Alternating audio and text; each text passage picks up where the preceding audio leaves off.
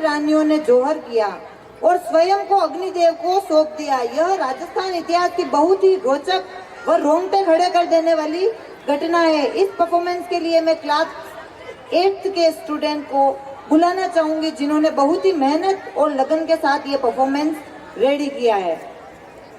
बहुत ही रोमांचित घटना है, तो चलिए देखते हैं उस घटना का दृश्य।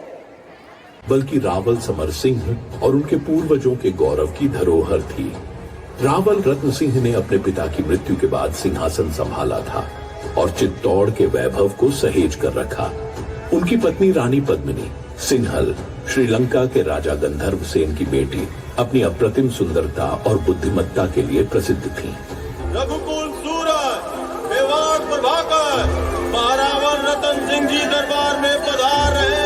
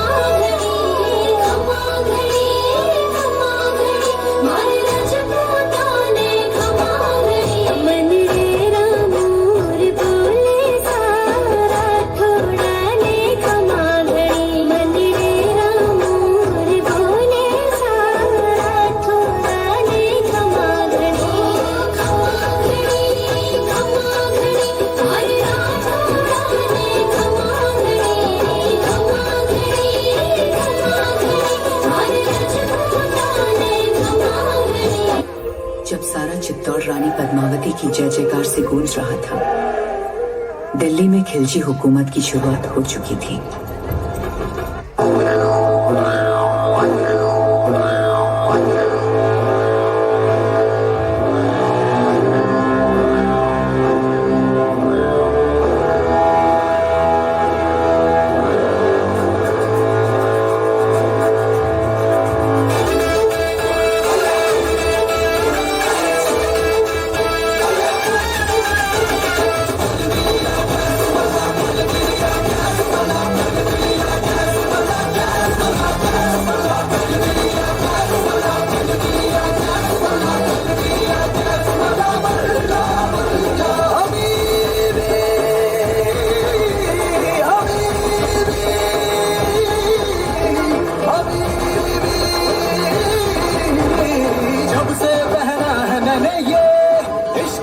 खली बली हो गया है दिल, दुनिया से मेरा खली बली हो गया है दिल। चित्तौड़ की गाथा में राघव चेतन का नाम एक काले अध्याय के रूप में आता है। वह एक संगीतकार था, परंतु उसकी कुटिलता ने उसे भटकाव की राह पर डाल दिया। एक बार जब उसने रानी पद्मिनी की सुंदरता को देख लिया तो उसकी आंखों में लोभ छलक उठा। क्षमा कीजिए राजगुरु, हमने आपको गुरु समझा, विश्वास किया, चंदन समझकर माथे पर लगाया, पर आप तो चंदन से लिपटा सांप।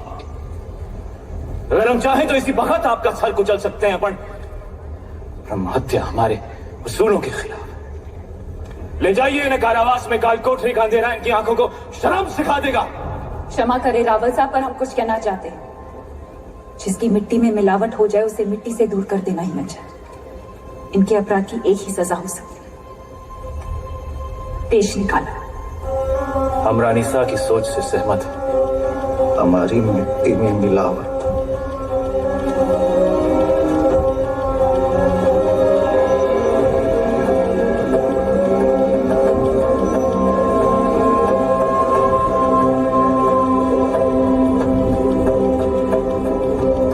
लो पी ली हमने अपमान की आग, लेकिन इस आग में जलकर चित्तौड़ राख हो जाएगा। राघव चेतन ने दिल्ली के सुल्तान अलाउद्दीन खिलजी को भड़काया और बताया कि चित्तौड़ की रानी पद्मिनी संसार की सबसे सुंदर महिला है।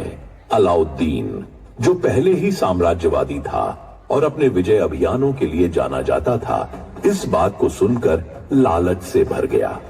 उसने पद्मिनी को पाने का निश्चय किया। 28 जनवरी 1303 को अलाउद्दीन खिलजी ने अपनी विशाल सेना के साथ चित्तौड़ पर हमला किया। किले की ऊंची दीवारें और रणनीतिक स्थिति ने दुश्मन के लिए इसे अभेद्य बना दिया। अलाउद्दीन ने किले को घेर लिया और महीनों तक दुर्ग पर पत्थरों और आग के गोले फेंके जाते रहे। दुर्ग के भीतर राशन समाप्त हो रहा था और सैनिक थक चुके थे। अलाउद्दीन ने कूटनीति का सहारा लिया और रावल रत्न सिंह को संदेश भेजा कि वह केवल रानी पद्मिनी को देखना चाहता है। रानी के सम्मान और चित्तौड़ के गौरव की रक्षा के लिए यह प्रस्ताव अस्वीकार्य था। सुबह से शाम हो गई रावल जी, हमारे ख्याल से इस खेल में भी चित्तौड़ और दिल्ली को सुलह कर। बस अब हमें जाने की इजाजत दीजिए। जी, और जाने से पहले अपने खानदान से तो मिला दीजिए। सभी से तो मिला दिया आपको, यही तो है हमारा परिवार। नहीं, ये तो है ही। हमारा मतलब था चित्तौड़ की शान रानी पद्मावती। क्या हुआ? क्या हमने कोई नावाजिब गुजारिश कर दी? घनी ओछी बात कर दी तूने अलाउद्दीन। चित्तौड़ में हम अतिथि को भगवान मानते हैं, वरना तेरा सर धड़ से अलग होता इस वक्त।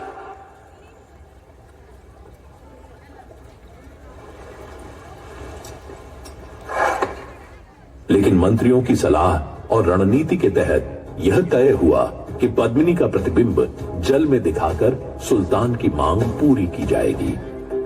रावल जी, इंतजार करते करते हम सोच रहे थे। गोरा सिंह जी, हुक्म।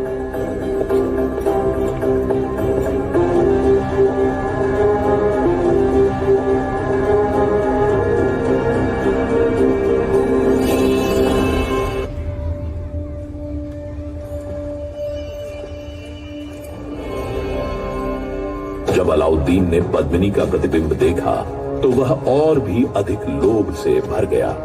उसने रावल रत्न सिंह को छल से बंदी बना लिया और शर्त रखी कि यदि पद्मिनी उसे सौंप दी जाए तो वह रत्न सिंह को रिहा कर देगा। चित्तौड़ की रानी ने अपनी बुद्धिमत्ता से योजना बनाई। उन्होंने अलाउद्दीन को संदेश भेजा कि वह रत्न सिंह की रिहाई के बाद स्वयं सुल्तान के पास आएंगी। अंदाता हुकुम, ये वही तलवार है जिसने मेवाड़ और राजपूती मान की रक्षा का जिम्मा लिया था, पर आपने तो स्वयं वहां जाने का निर्णय ले लिया, सर झुका दिया हमारा। लीजिए तलवार और काट दीजिए सर। रावसा को वापस लाने का यही एक रास्ता है। क्या हम सब में इतनी ताकत नहीं कि अपने हुकुम को वापस ला सके, या फिर आपको हमारी तलवार पे भरोसा नहीं रहा? भरोसा है, पर हर युद्ध केवल तलवार से नहीं जीता जाता। इस बार युद्ध नीति से जीतना होगा। हमारी तलवार। भेज दीजिए संदेशा सुल्तान। स्वाभिमान क्षत्रिय की सबसे बड़ी लड़ाई है। इसकी रक्षा के लिए हमने सदियों से रक्त की नदियां बहाई है। अगर माता पद्मावती के सम्मान में मुझे अपना शीश कटवाने या काटने का अवसर मिलता है तो मैं अपने आप को भाग्य का किरदार से भी परवल समझूंगा। जय मां भवानी, जय राजपुताना। तो पालकियां तैयार कीजिए, हम कल ही जाएंगे। हुकुम। बादल के नेतृत्व में एक सेना भेजी। गौरा, जो रानी के चाचा थे, और बादल, जो उनके भाई समान थे, अपनी जान पर खेलकर रावल रत्न सिंह को छुड़ाने गए।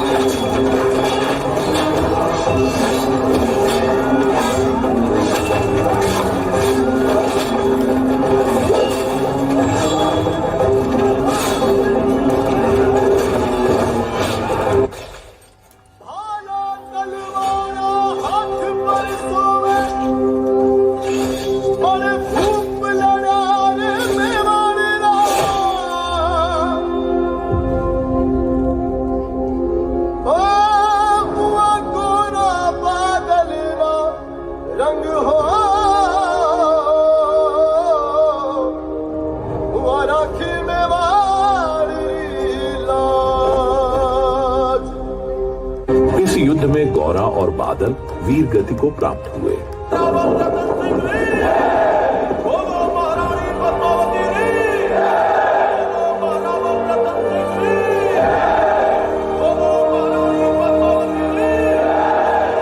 हमारे लिए नहीं, वीर योद्धाओं के लिए होनी चाहिए जिन्होंने मेवाड़ के लिए अपने सर गंवाए,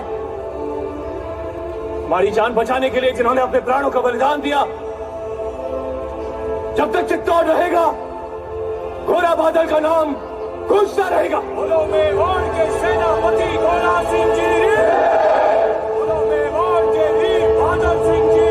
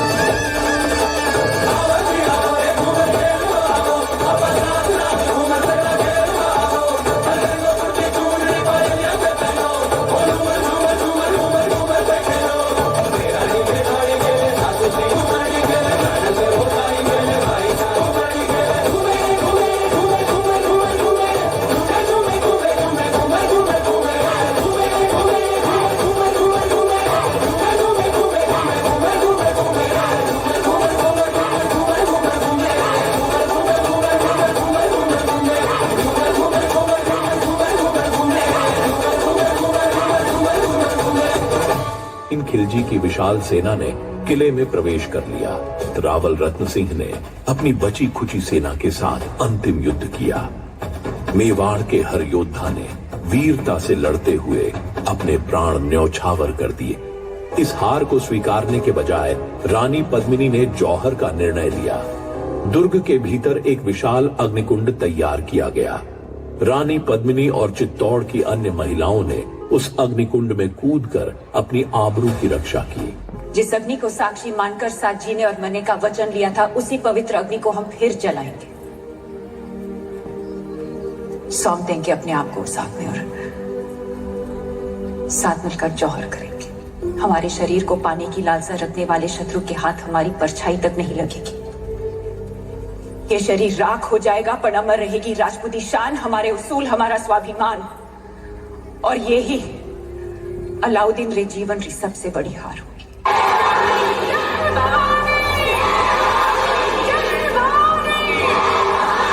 चित